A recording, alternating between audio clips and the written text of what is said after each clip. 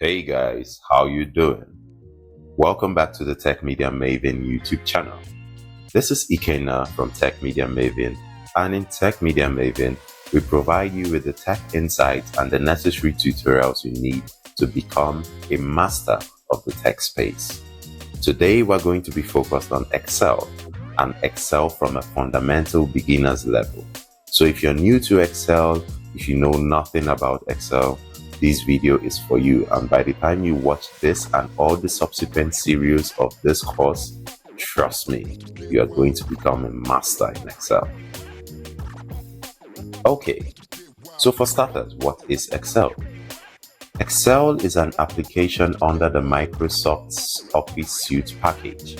Excel is fundamentally used for data, whether it's storing data, whether it's analyzing data, or even visualizing data. Excel is the go-to app for these processes. Many businesses and organizations use Excel from simple tasks to the most complex activities. Today, we're going to be starting from the most basic level, assuming you just installed Excel for the first time.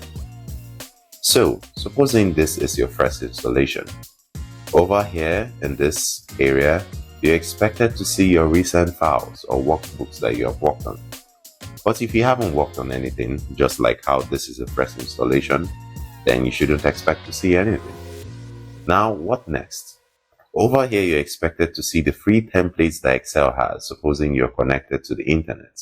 Unfortunately, I'm not connected to the internet right now, so you can't see any of the free templates. But if you have something you wish to start up, then here will be the ideal spot, the blank workbook. You click on a blank workbook to open a blank canvas, and which is what we're going to do right now. And we click on the create button to open this blank canvas. Now, once you open it, this is what you see, an empty blank workbook. But in this tutorial, we're going to be focused on understanding the anatomy and the layout of the Excel space. In further videos, we're going to now dive deeper into manipulating data and showing you how to input and utilize the tools in Excel. So for starters, this is called a workbook. But why is it called a workbook? The answer is quite simple. It almost literally is like a book. And just like a book has pages with different information, Excel uses the term sheets. So this is sheet 1. It's like saying page 1.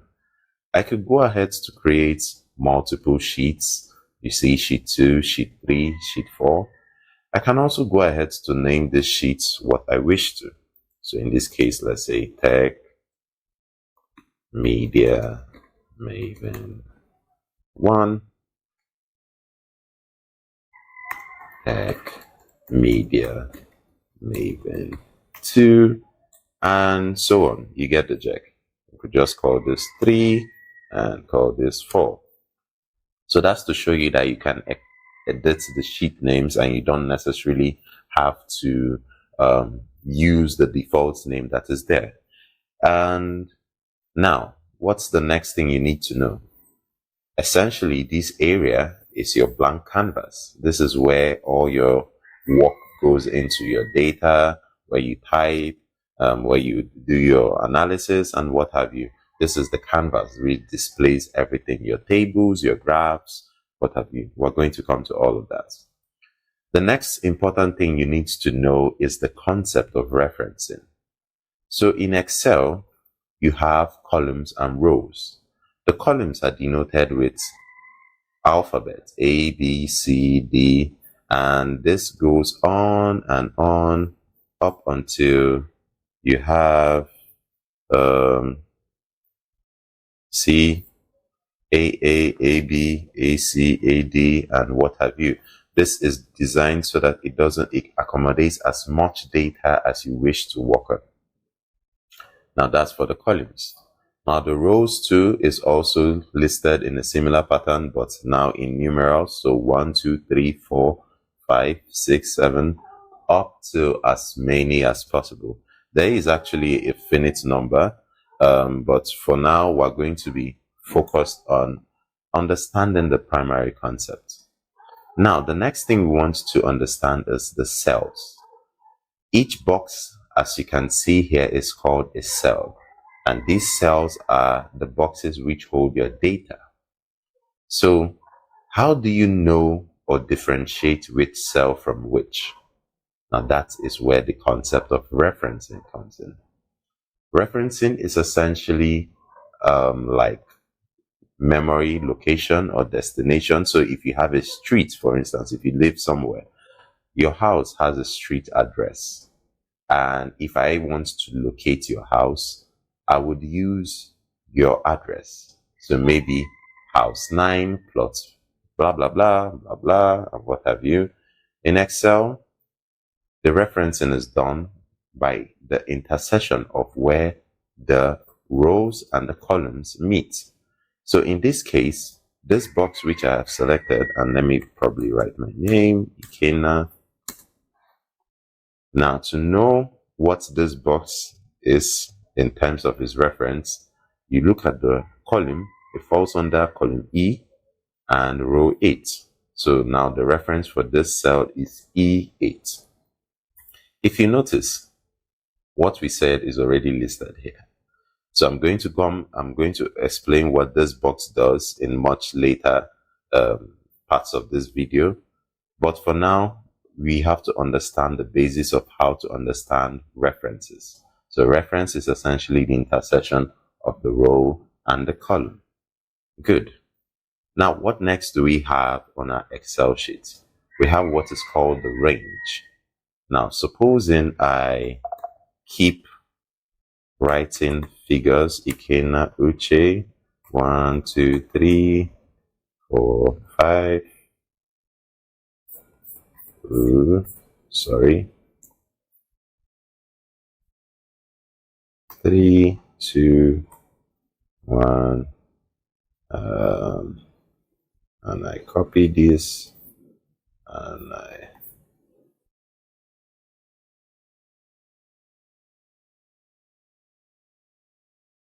okay. So all this, where this data is, can be called a range. A range is essentially a collection of cells. So for starters, these cells contain data, and the collection of these cells can be called a range. So how do you reference a range? How do you understand where a range starts and where a range stops? Now, in Excel, this is done in the selection. This is done through identifying which is the upmost left cell and which is the downmost right cell. In this case, this is my upmost left cell and its cell reference is E8, and the downmost right cell is I10. So the range for this will be E8 colon I10. I'll just write it here so that you understand what I said. E8 colon I10. Yes, we're going to go more into this more for each and every one of you to properly understand what I mean. But for now, just understand that a range is a collection of cells. Okay, so that is that for the anatomy of Excel. I've understood what this canvas is and all the bordering properties around this canvas. Now we'll go to understand the layout of the Excel. Okay, so in the layout of the Excel, if you notice, first of all, you see different titles over here: the home, the insert, the draw, the page layout, the formula, the data, the review. All these things are called Excel layouts. Yes, they are all Excel layouts, and they all contain what is called ribbons. Each Excel layout has ribbons attached to them. All these are classified as ribbons.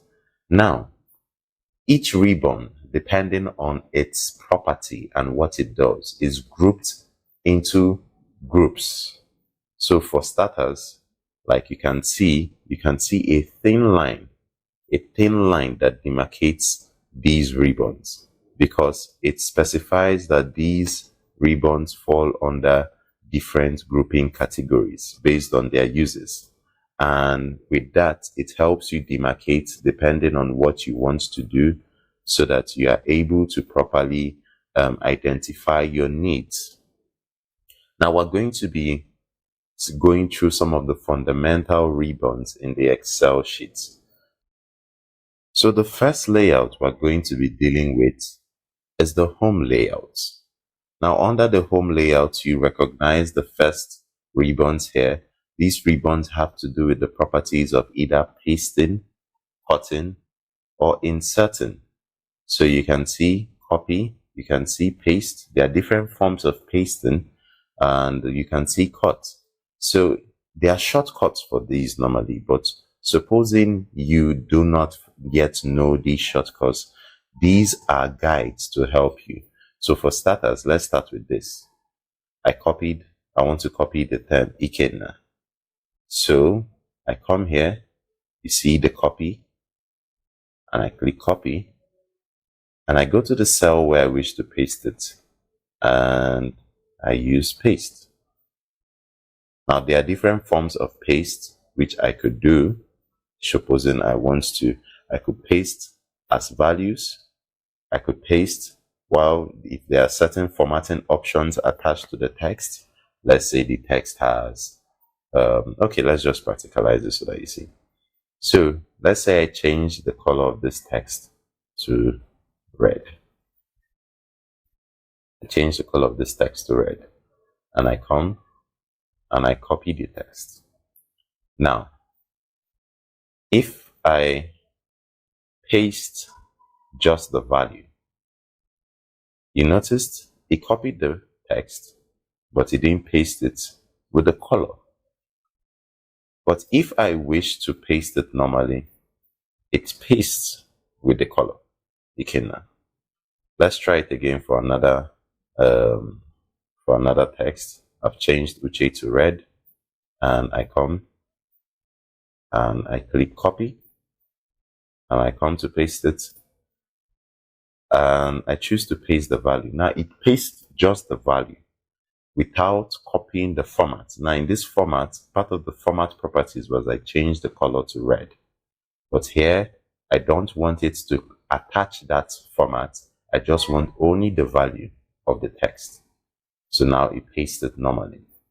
Supposing I want both the value and whatever was the format of the text, I use the regular paste option. You see? Okay, so we have understood the first part of these ribbons or these group. Now the second part deals with text. This second part deals with formatting the shape, the type, the size, the color of the text. So let's use this Uche for instance. I can increase my text size here to, let's say, 26. See, I can change the font type. Okay, I can make it bold, I can make it italics, I can add line, and these are some of the numerous things you could do. I could add a color to it. I could change this color to green. Yes. So this essentially is the group that helps you play around with the text properties. I can even do things such as I could increase the size from here, decrease the size from here, and what have you. There's so much more you could do, but we are just sticking to the fundamentals. Now go to the next part, the next group. This group deals with the alignment of the text. So we might not be able to notice this so well. Maybe let me expand the cell. I could decide to, on this text, I could decide to centralize it, move it to the right, move it to the left, right, left, change the angle,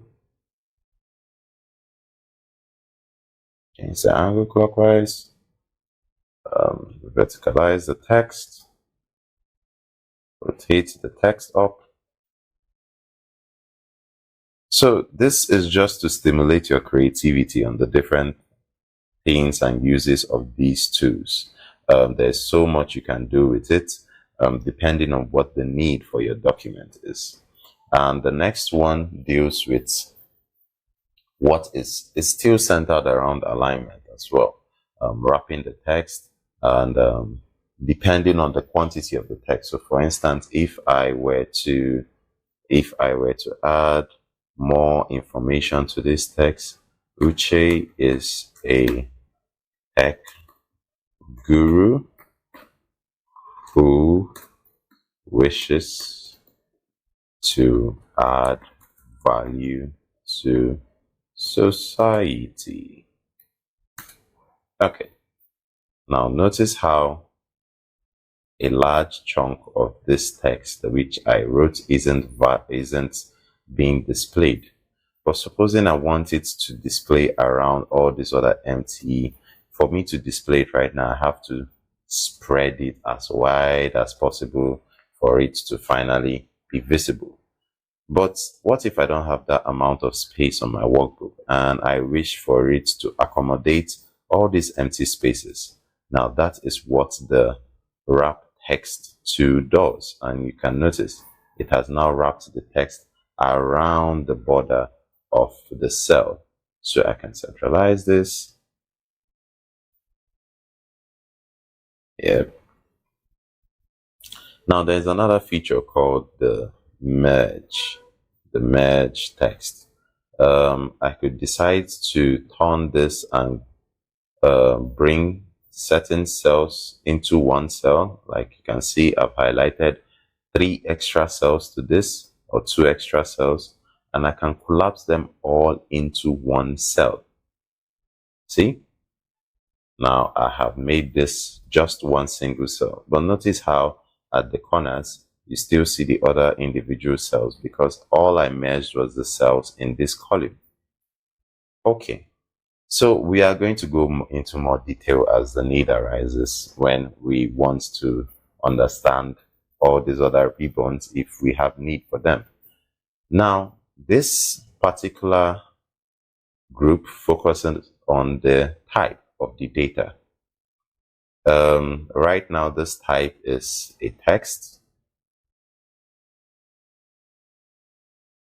but supposing, depending on my data needs, because sometimes you can have numbers and the number is supposed to be perceived as a text. Sometimes you can have numbers and the numbers is supposed to be used for analysis, so it's supposed to be perceived as an accounting number. Sometimes you can also have number in the form of an amount. All these are designed to help you select what your needs are. So let's say these numbers I have here, I wish to change them to an amount.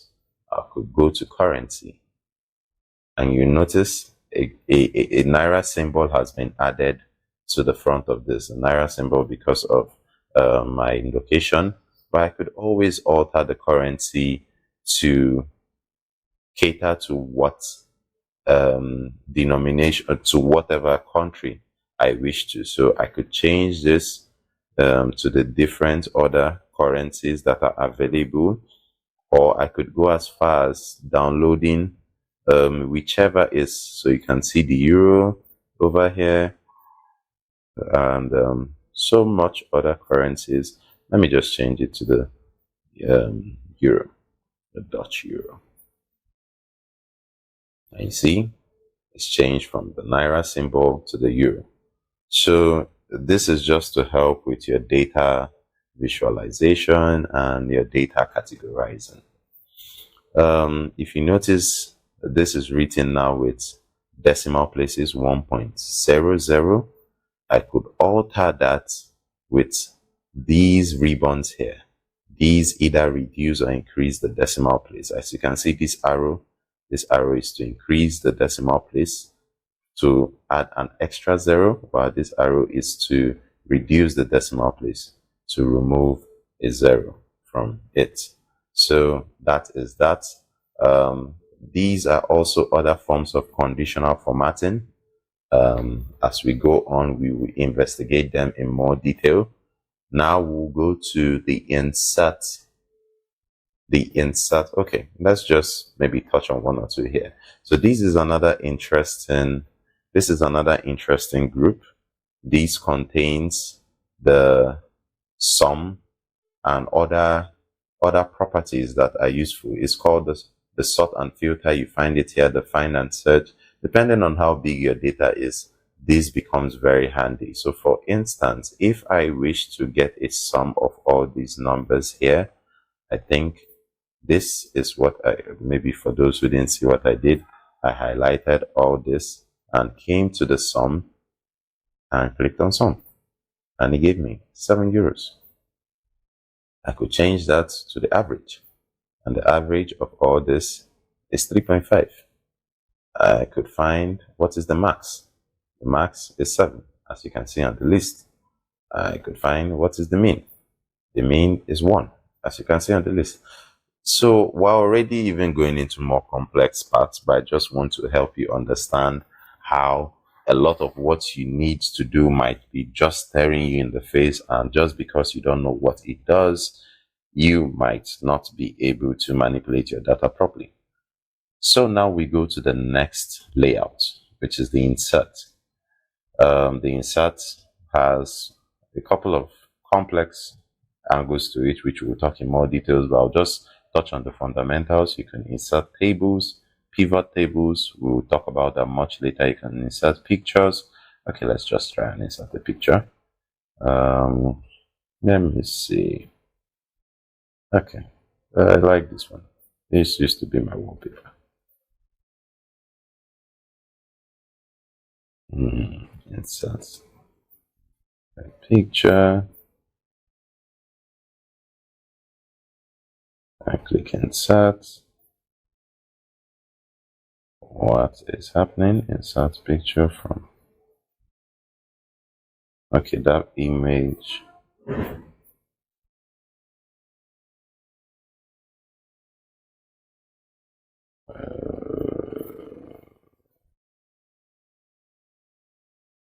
Insert. Aha.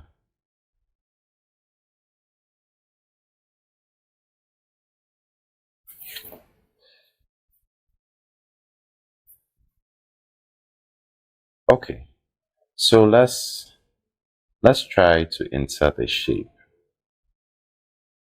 and you can see there's so much we can play around here depending on what you want to do. I can insert a shape,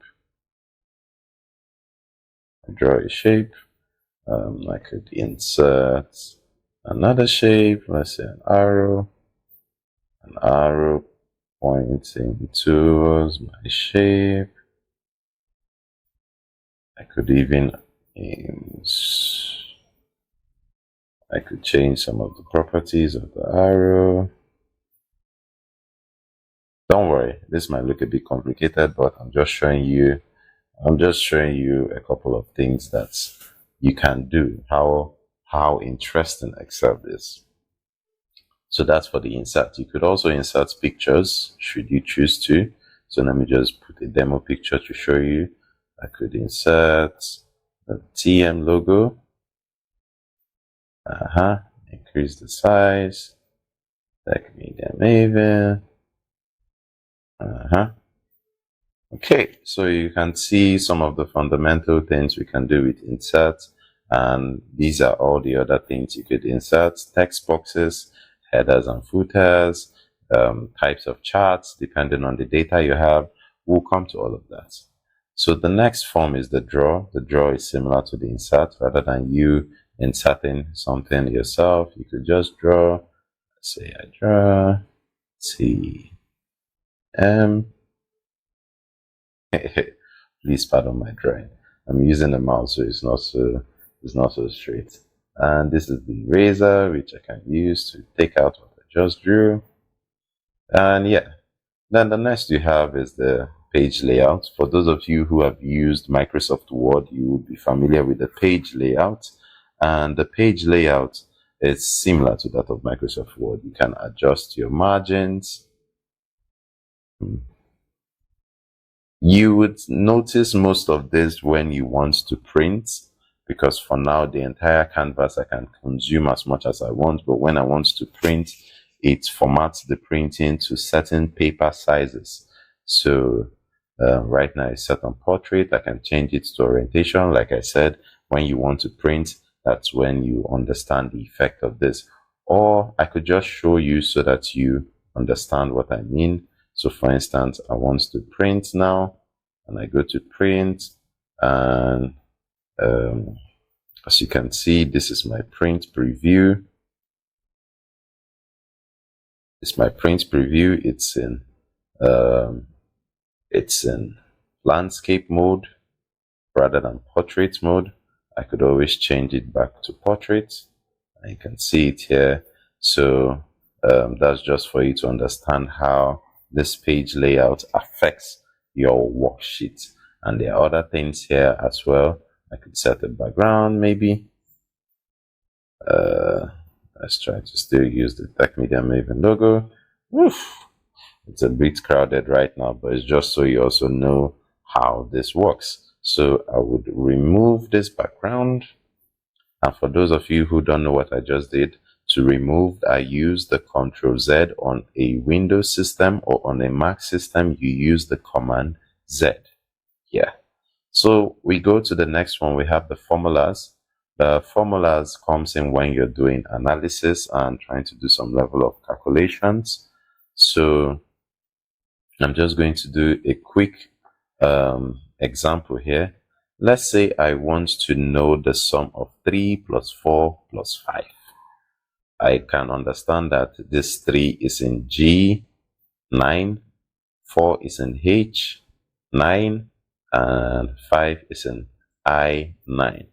So on the formula bar, this is called the formula bar. It's used in calculating, and this is where I could put in. So I could just put in, I want to calculate whatever value is in G9 plus H9 plus I9. And you see, it gives me the value, which is 12. It automatically calculated everything for that. Yes, I don't want to get so into the complex parts of this yet, but I just want to help you understand what some of these things do. So I can insert a function for those of you who are mathematically savvy. I can use the auto sum feature, which we already saw in the home. And I can do some other stuff as seen here as the need arise. Now on the data, this is another interesting part. Mind you, some of the things you still see on this layout are also on the home layout. So Excel handpicked what would be the most frequently used functions and put them on the home layout. So a lot of these things, you still see them here, but it's like most people statistically would want to calculate the sum, average, count, and all that. This traditionally is in the formulas section, but it was also put in the home section. Most people too want to sort, filter, and a couple of other things, which you will find traditionally in the data section, but it's also in the home page because it's one of the most used functions. But you still have other things when you see the data part. We'll go into this when we do things like pivot tables and some other forms of data analysis. So stay tuned to this course. Don't go anywhere. We have the review part and the view. The view too is to help you view your Excel workbook in certain manners. You could do more complex tasks with this. This is the normal view. You can see this is the page break view, the page layout view, and the custom view should I choose what I want to view. But this is, we'll go back to the normal view. So we're going to go into this more too as the time passes. So yes, this is just a function of a plugin, and the Acrobat application, I think, is some form of partnership to help you save your documents as a PDF. Yes, so we have essentially covered the layout and the anatomy of Excel. You have understood, first of all, the concepts of sheets. Are you serious? I've been doing this on sheet 4. Sorry. You have understood the concepts of sheets. You have understood the concept of the columns, the rows, and referencing, and how to find your references. You have understood the concepts of layouts and ribbons and the different groups of ribbons, and we have also touched on a couple of these ribbons and what their functions are. In the next video, we would go into more on data input and how to utilize some of these ribbons that we have seen to provide practical solutions which would be relevant to those of us who are watching. I hope this video has been useful to a novice who is just encountering Excel for the first time. And if you found this useful, please share, like, and subscribe so that you stay up to date with more content on the site. Thank you, and do have a lovely day.